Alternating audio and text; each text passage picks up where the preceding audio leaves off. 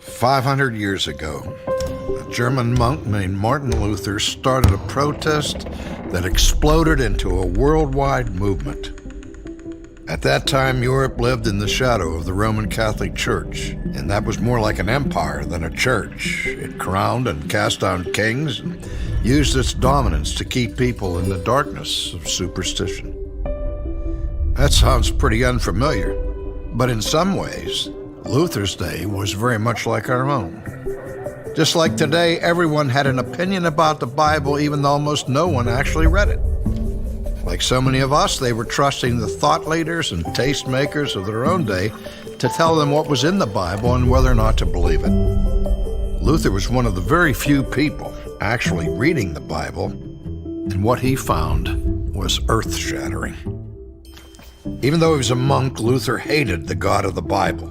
But when he studied it, the world around him began to make sense. God made sense.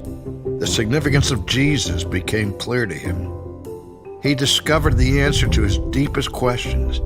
How could evil be overcome? Specifically, how could his own evil, his own sin, be dealt with? Luther discovered that he couldn't do anything to fix this problem himself. He had to rely on the finished work of Christ alone. Luther had discovered a central truth. It changed his life, and it changed the world. The Protestant Reformation was about two things. It was about who can say what's true, and it was about how to reconcile who we are with who God is.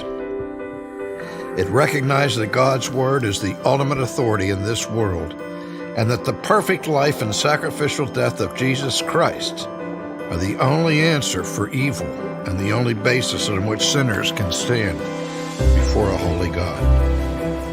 The Protestant Reformation is a story of transformation, a transformation from hate to love, from slavery to freedom, and from blind faith to a glorious discovery of the truth in Jesus Christ. Ligonier Ministries exists to cultivate this transformation in a new generation. In a day when few are reading the Bible and when confusion reigns in the church, we want to help Christians know what they believe and why they believe it, how to live it, and how to share it. Join us.